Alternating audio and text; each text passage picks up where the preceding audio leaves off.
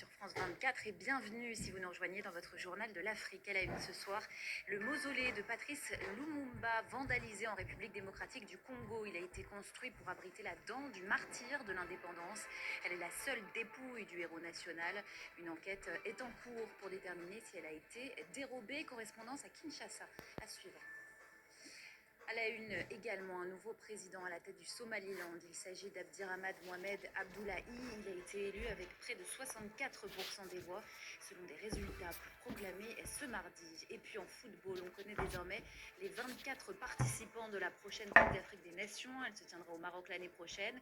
Que faut-il retenir de cette liste? On fait le point avec notre chroniqueur et invité Karim Baldé, journaliste sportif, dans un instant.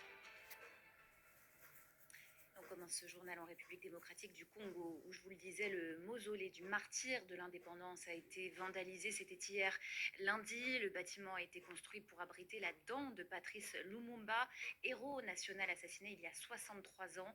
Le ministère de la Culture ne précise pas ce soir si la relique a été dérobée ou non. On écoute les précisions de notre correspondante sur place, Aurélie Bazara Kibangoula. Barricadé par des lanières jaunes, le mausolée de Patrice Emery Lumumba a été placé sous scellé et fermé au public. Alors la police scientifique a procédé à des relevés d'empreintes. Les autorités n'ont pas encore confirmé si la dent de Patrice Emery Lumumba, seule dépouille du héros de l'indépendance, a été dérobée. Une source proche de la famille Lumumba affirme que la dent ne se trouvait pas dans le mausolée. Cette même source évoque la gestion défaillante du site qui ne permet pas d'exposer la dépouille. Des membres de la famille Lumumba se sont rendus sur place. Ils se sont dit choqués et espèrent qu'une enquête sérieuse sera menée. Nous avons constaté que non, il y a eu le lieu qui a été cassé et dont le cercueil était mis par terre.